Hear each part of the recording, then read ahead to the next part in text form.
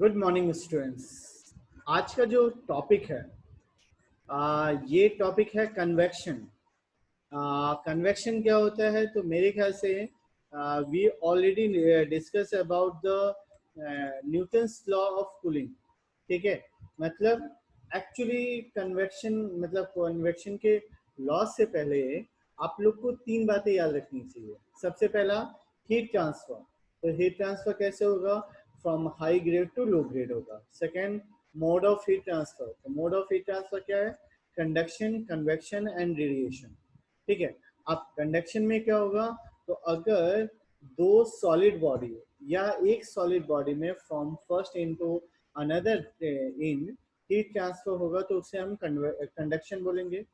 Convection क्या होगा? तो if the transfer of heat from a solid body to the fluid और from fluid to fluid अगर हो then it is called convection. और convection में लॉ किसने दिया?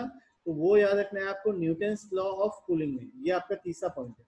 Newton's law of cooling statement देता है कि rate of heat transfer is proportional to the area of cross section and the temperature difference between higher grade to the lower grade.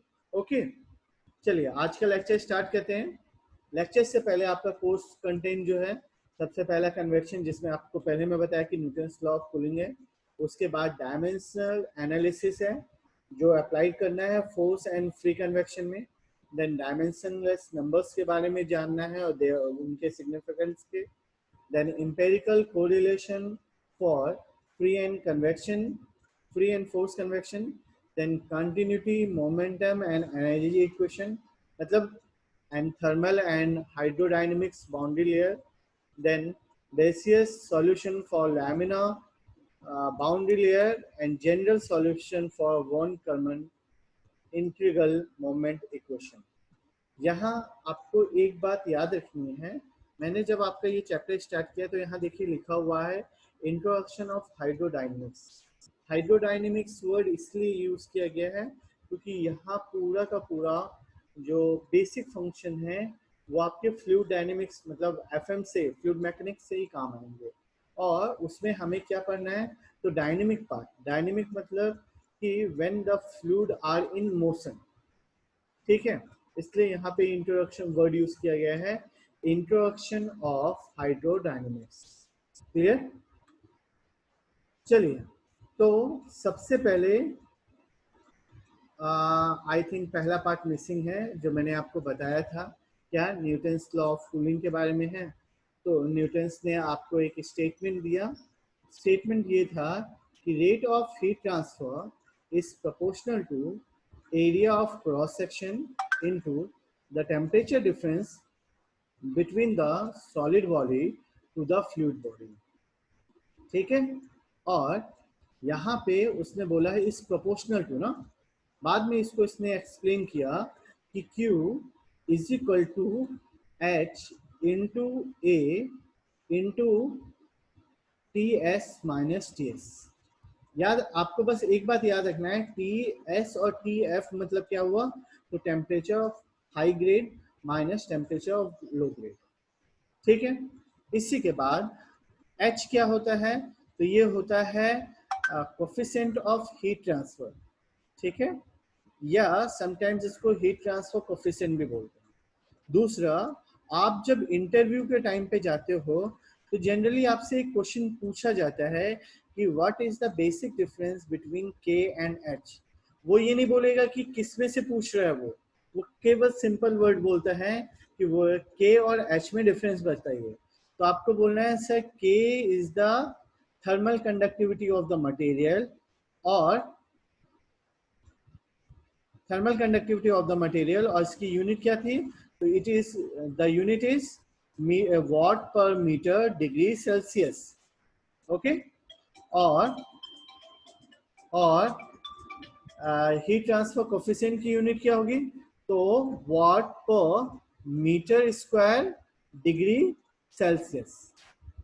ठीक है, पहला thermal conductivity, heat transfer coefficient, इसकी unit base 1, इसकी unit base 1, और last क्या है? तो sir thermal conductivity जो है वो कंडक्शन के केस में आता है, जो फोरेस्ट लॉ ने इक्वेट किया, मतलब जनरेट किया था। और एच जो है वो कन्वेक्शन के केस में आएगा और इसको न्यूटन्स लॉ ऑफ कूलिंग ने डिनोट किया। क्लियर? चलिए, अब आता है आइडियल एंड रियल फ्लूइड क्या होता है। तो मेरे ख्याल से आपने एफएम में बहुत अच्छे से पढ़ा है कि ideal fluids are those fluid which has no viscosity and no surface tension and is incompressible। ठीक है, मतलब ऐसा फ्लूइड जिसकी विस्कोसिटी कुछ भी नहीं होगी, सरफेस टेंशन कम होगा या बिल्कुल मिनिमम होगा, और वो इनकम्प्रेसिबल होगा। तो प्रैक्टिकली ऐसा कोई फ्लूइड होता ही नहीं है। ठीक है, मतलब एग्जिस्टिंग में आइडियल फ्लूइड एग्जिस्ट ही नहीं करता है। तो उसके लिए हमने एक एज्यूम किया, मतलब एक आइडियल केस मान के रखा है कि वाटर एंड एयर, ये देखो यहाँ लिखा हुआ है, water and air consider as a ideal with certain conditions. Clear है? चलिए, दूसरा है रियल या प्रैक्टिकल फ्लूइड क्या होता है। तो it is a fluid whose which has viscosity, surface tension and compressible in addition to the density। अब ये क्या होता है इसके बारे में पढ़ लेते हैं। तो मेरे ख्याल से विस्कोसिटी क्या होता है, तो रेजिस्टेंस टू फ्लो। ठीक, तो मतलब अगर किसी फ्लूइड में ये देखो, ये दिया हुआ है क्या, कि the property of fluid which determine its resistance to shearing stress is known as viscosity. मतलब मैंने एक फ्लूइड को फ्लो किया, अगर ये फ्लूइड इजीली मूव कर रहा है तो हम बोलेंगे कि सर इसकी विस्कोसिटी कम है। लेकिन अगर ये फ्लूइड थिक है और इसको मैं मूव किया लेकिन ये मूव नहीं हो रहा है या बहुत ही स्लो मूव हो रहा है, तो हम स्टेटमेंट क्या देते हैं कि सर इस सिस्टम या इस फ्लूइड की विस्कोसिटी ज्यादा है। ठीक है, चलिए, उसके बाद इसने एक स्टेटमेंट दिया, मतलब ये क्वेश्चन विस्कोसिटी से रिलेटेड है। तो विस्कोसिटी स्टेटमेंट क्या दिया है कि tau is proportional to D U by D Y. D U जो है वो उस वेलोसिटी है, डी वाई जो है वो कितना डिस्टेंस ट्रेवल कर रहा है उसके बारे में जब बोल रहा है। तो टाउ इज इक्वल टू क्या हुआ, mu into D U by D Y. Actually D U by D Y, आपने ये चीज पढ़ा हुआ है, आपने पढ़ा था D T by D X, it is called temperature gradient. और D two by D U by D Y क्या है, तो रेट ऑफ शेयर स्ट्रेस या रेट ऑफ शेयर डिफॉर्मेशन या वेलोसिटी ग्रेडियंट पढ़ेंगे। वहां हमने D T by D X temperature gradient पढ़ा था, और यहाँ D U by D Y जो है वो वेलोसिटी ग्रेडियंट पढ़ेंगे। ठीक है, वहां पे थर्मल कंडक्टिविटी के थी, यहाँ पे म्यू है कांस्टेंट ऑफ प्रोपोर्शनैलिटी एंड बोल सकते हैं कोफिशिएंट ऑफ डायनेमिक विस्कोसिटी, और कुछ टाइम इसको डायरेक्टली विस्कोसिटी वर्ड भी यूज करते हैं। ठीक है, तो चलिए, उसमें हमने वहां पे के की यूनिट निकाली थी, यहाँ पे विस्कोसिटी की यूनिट निकालेंगे। तो विस्कोसिटी की यूनिट अगर निकालेंगे तो it is equal to tau upon D U by D Y. अब टाउ क्या है, तो ये फोर्स है, यहाँ पे देखो शेयर स्ट्रेस या शेयर फोर्स के बारे में बोल रहे हैं। तो सॉरी, एक्चुअली प्रेशर है ये। तो फोर्स पर यूनिट एरिया, मतलब टाउ जो है वो प्रेशर को डिनोट कर रहा है, तो force per unit area. D you क्या है, तो वेलोसिटी के बारे में बोल रहा है। तो वेलोसिटी क्या होता है, या यहाँ पे देखो स्पीड सेम ही है, तो लेंथ अपॉन टाइम, और डी वाई जो है वो डिस्टेंस है, तो 1/लेंथ। तो जब सब चीजों को मैंने यहाँ पे इंडिकेट किया तो इससे पता चला मुझे force into time upon length square. ठीक है, तो इससे विस्कोसिटी की सीजीएस यूनिट पॉइज हुई।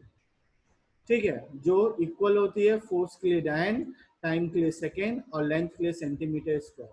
ये एमकेएस सिस्टम में। तो 1 poise is equal to 1/10 newton second per metre square. ये याद रखना है आपको। The viscosity of water at 20 degree Celsius is 1/100 poise या 1 सेंटी पॉइस। याद रखना। चलिए, और दूसरी बात, मतलब ये एमकेएस के बाद पहला क्या था, एसआई यूनिट। तो यहाँ पे लिखा हुआ है एसआई यूनिट में इसकी यूनिट क्या है, Newton second per metre square. Okay, चलिए, दूसरा वर्ड है, पहला आपने विस्कोसिटी पढ़ा और इसी वक्त आपको ये वर्ड याद रखना है कि viscosity is similar to dynamic viscosity. अब वर्ड आया है काइनेमेटिक विस्कोसिटी। तो काइनेमेटिक विस्कोसिटी क्या होता है? तो it is the ratio of velocity per unit density. ठीक है, मतलब the ratio of between the dynamic viscosity and density of fluid is called kinematic viscosity. और काइनेमेटिक विस्कोसिटी का फॉर्मूला हुआ मीटर स्क्वायर पर सेकेंड या metre square second. और यहाँ इसे सीजीएस सिस्टम में स्ट्रोक का नाम दिया जाए। ठीक है, ये आपका जनरली एग्जाम, आप अगर कॉम्पिटिटिव एग्जाम में जाएंगे तो वहां पे आपका ये वर्ड यूज होता है कि 1 स्ट्रोक इज इक्वल टू, मतलब काइनेमेटिक विस्कोसिटी की यूनिट क्या है, तो आपको क्लिक करना है स्ट्रोक पे। उसी तरीके से डायनेमिक विस्कोसिटी की तो आपको पॉइस पे क्लिक करना है, तो वो क्या इक्वल होगा? Metre centimetre square per second पे। तो यहाँ पे न्यूटन्स लॉ ऑफ विस्कोसिटी आया, स्टेटमेंट दिया गया कि this law state that shear stress tau on fluid element layer is directly proportional to rate of shear strain. The constant of proportionality is called the coefficient of viscosity. ठीक है, I think पढ़ा हुआ लग रहा है। हमने material science में Hooke's law पढ़ा था, क्या shear stress proportional to shear strain, बस वही चीज को यहाँ यूज किया गया है। बस वो जो था वो मटेरियल साइंस में था, ये फ्लूइड डायनेमिक्स है। तो फ्लूइड के टाइम पे आपको वो विस्कोसिटी या coefficient of viscosity word use करना पड़ेगा। तो the fluid which follow this law is known as Newton fluid, मतलब जो इस रूल को फॉलो करेगा हम उसका नाम न्यूटन फ्लूइड से जानेंगे। चलिए, अब यहाँ एक वर्ड, जो पहला हमने क्या पढ़ा, विस्कोसिटी पढ़ लिया। दूसरा क्या है? सरफेस टेंशन, पूरी लाइफ पर ही है। क्या होता है सरफेस टेंशन? तो surface tension is a tendency of liquid surface to shrink into the minimum surface area possible, full stop. Surface tension allow insert usually denser than water to float and slide on the water surface. मतलब क्या हुआ? Actually surface tension जो है ना, ये वो fluid की property है जो बॉडी को श्रिंक करता है और उससे आइदर डूब जाने में, तैरने में या बीच में रहने पे हेल्प करता है। तो पूछोगे सर ये कैसे हेल्प हो रहा है? तो इसका आंसर इसकी डेंसिटी डिफाइन करती है कि अगर कोई भी एक एलिमेंट लिया, मैं उसको सिस्टम वर्ड यूज कर रहा हूँ, मैंने अगर कोई एक सिस्टम लिया और ये सिस्टम की डेंसिटी जो है अगर वाटर से डेंसर है, मतलब ज्यादा है, तो क्या करेगा? वाटर उसको नीचे गिरा देगा। ठीक है, तो जमीन पे गिराने का जो काम किया वो सरफेस टेंशन नहीं किया। ये देखो, ये जो फिगर्स दिखा रहे हैं, इसमें जो नीचे वाले जो बॉल्स रखे हुए हैं इनकी डेंसिटी ज्यादा थी, तो सरफेस टेंशन ने इसको नीचे की ओर मूव कर दिया। बराबर है। दूसरा, जिन सिस्टम्स की डेंसिटी इक्विवेलेंट टू वाटर होगी, ठीक है, मतलब वाटर की डेंसिटी के इक्वल होगी, तो वो क्या करेगा? उसको एक साइज के ऊपर में ले आके पटक लेगा। ठीक है, ये काम भी सरफेस टेंशन कर रहा है। और जिसकी density, for example practical example जैसे वुड हुई, तो वुड की डेंसिटी वाटर से कम होती है, तो वो क्या कहते हैं कि वो उसको ऊपर ही तैरने देता है। मतलब डेंसिटी रोल ज्यादा इंपॉर्टेंट प्ले करता है सरफेस टेंशन के साथ। क्लियर है? चलिए, मेरे ख्याल से आज के लिए इतना ही काफी है। अगर कोई डाउट होगा तो कॉल करिएगा। Thank you.